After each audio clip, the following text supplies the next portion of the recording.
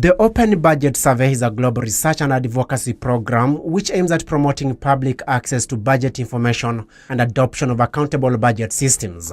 This international survey, which is premised on 3 pillars of transparency, oversight and public participation, is carried out after every 2 years.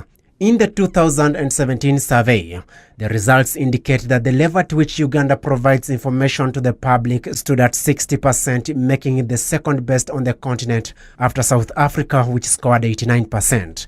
On the budget oversight, a role provided by the legislators, Uganda scored 63%, but when it came to public participation in the budget process, Uganda scored below average at 28%. The area of public participation, much as the global average was 12%, Uganda scored only 28%. So meaning that Uganda provides very few opportunities for the public to engage in the budget process at all stages.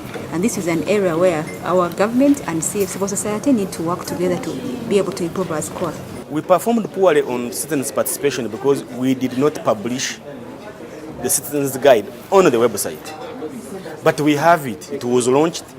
And it is and we received the copies. I even have, even copies are here. So going forward, we are going to try and narrow the gap. South Africa scored 89 and we scored 60.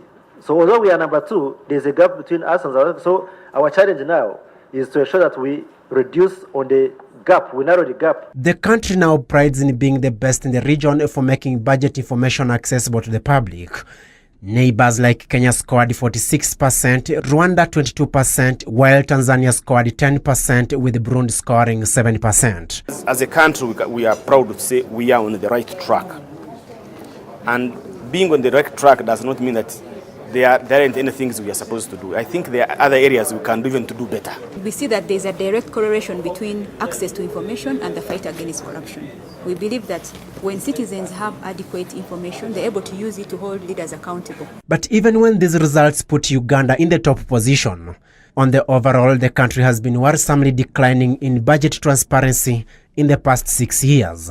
In 2012, the country scored 65%, in 2015 it scored 62%, and in 2017 it scored 60%. Our assumption is that at the sub-county and LC1, those consultations are done by the local governments. But ours would be now to combine all these local governments at a regional level and consult them. But if resources allow and time, we can be able to go down at the district and the sub-county with time. The Uganda Debt Network coordinated the survey with the International Budget Partnership. Samporo Nahaima, NBS, live at 9.